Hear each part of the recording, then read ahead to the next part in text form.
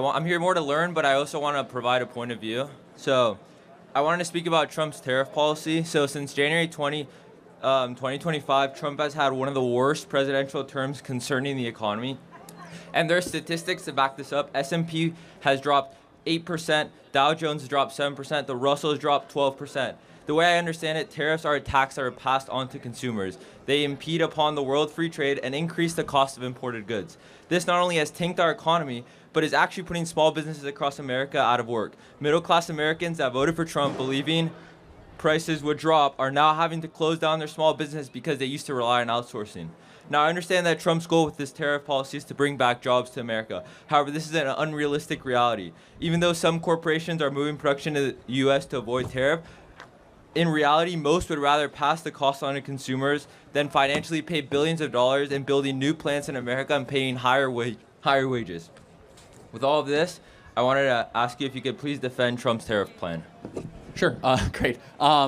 First of all, the market's recovering, but you're right, it has gone down. The market is not a necessarily good indicator of the economy. We have an economy, and then we have a market. Half of Americans don't own any stocks, just for the record. Okay. And that's a very important thing, right? There's a lot of Americans that have money in stocks and are losing money every day.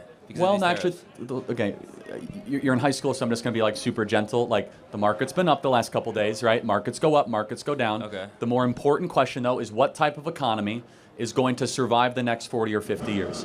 When we do not make our own vitamin C, we don't make our own antibiotics, we don't make our own drone parts, and it's all made in China, we should try to re-domicile it. It's tempting to blame this all on tariffs, but there's actually no tariffs that are in place right now. You know that, right? There's still a 10% baseline tariff, and even though there's a 90-day pause, they're going to come back. That's the reality. You know that better than I do, right? Yeah. Well, I know that. That's a fact. Oh, yeah, sure. Okay. There's a 90-day pause on tariffs. So again, I'm trying to be super, like, you're in high school, it's fine.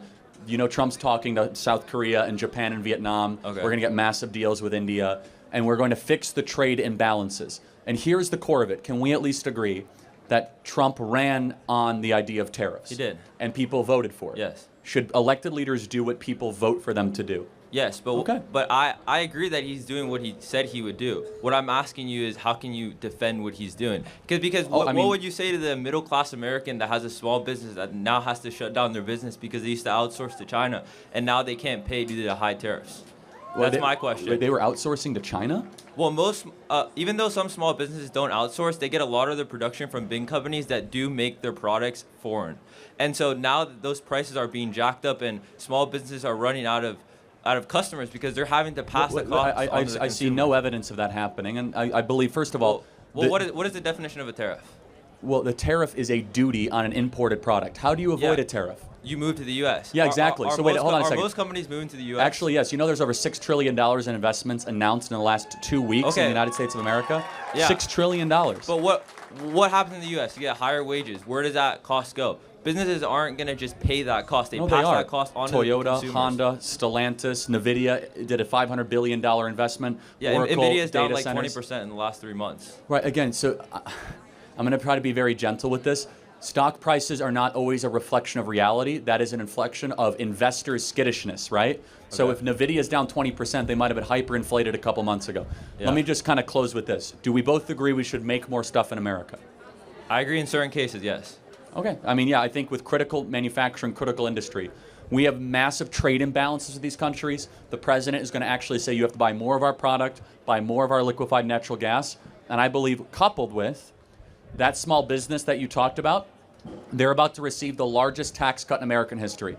No tax on tips, no tax on overtime, no tax on Social Security, and a massive middle-class tax. But if we can produce goods foreignly for less money, why are we moving it back to the U.S.? And my other point is... Because less money is not the most important thing. By moving it back to the U.S., what are you making more factory jobs? We're moving into a time where tariffs are behind us. Factory jobs are behind us. Wrong. Soon AI is going to take over these factory jobs. And this is where you're totally wrong, man. We have 11 million manufacturing jobs that we need to fill in the next 5 years that don't require college degrees. Advanced manufacturing jobs, highly precise. Who's going to build all the robots? Who's going to build the drones? There's an insane amount of hardware infrastructure that needs to happen. Factory jobs are not behind us. In fact, we have more hardware needs now in 2025 than we even had in 1985. So thank you for your time. Appreciate it. Thank you.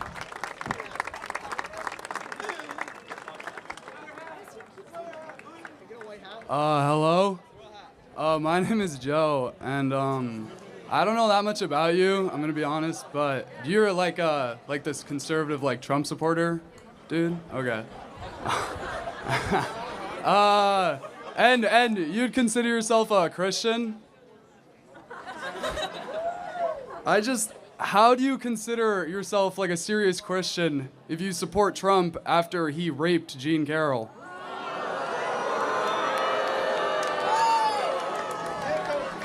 So you believe he raped her? Yes. Really? Was he criminally indicted for that? I believe he was. No, he guilty wasn't. For sexual abuse. No, he wasn't. He was civilly found liable for slander in a slanted Manhattan jury. Tell me, what year was she raped? Oh, I don't know. She doesn't know either, actually, when she was asked. The court found. No, they did not. A jury guilty. found him liable for smear and slander around this topic. Do you know that E. Jean Carroll said, quote, rape is sexy? No. She said that on air on the Anderson Cooper show. E. Jean Carroll says, do you know the facts surrounding the case? A little bit. Tell me. No. No, all right. Okay. Tell me. Trump was, I don't know, indicted, found guilty for wrong. Sexual abuse over her because he fingered her unconsensually. He was never ever indicted. He was never that. This was a civil case that was around her. This was around smear and slander and defamation. Again, according to E. Jean Carroll's recollection, she can't remember the year, but she says some afternoon Donald Trump took me into a Tiffany's store at the height of his power, at the height of his popularity, when he was on the front cover of Playboy magazine and decided to go rape E. Jean Carroll. Really, we're supposed to believe that? I've seen pictures of Donald Trump and Epstein hanging out. Oh yeah. Yeah, Epstein. you know he kicked him out of the Mar-a-Lago club. What's the next point? Because Epstein raped kids and Yeah. You have to kick him out if he rapes kids. Like, he can't have that personal. Like, got it. So what's the contention? I don't. He raped kids. Trump did. Trump raped kids? Yeah. Jean Carroll when she was 13. She wasn't 13. The accusation was when in her late 20s, not when she was 13. 13. Your typical liberal, everybody. Give it up for him. Thank you very much.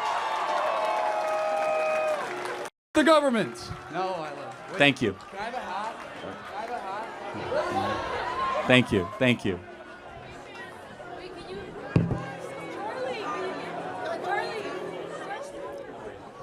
Good afternoon, Charlie. Thank you.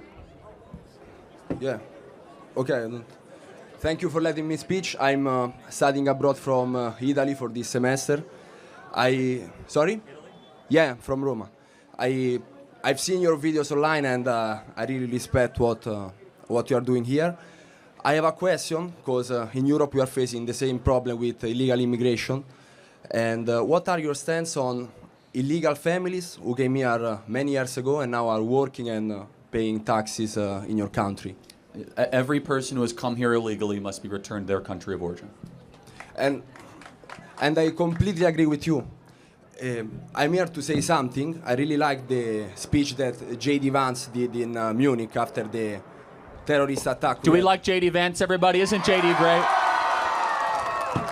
Well, I'm not American, but I like him too. If I were American, I would have voted for him. However, in Europe, we are having a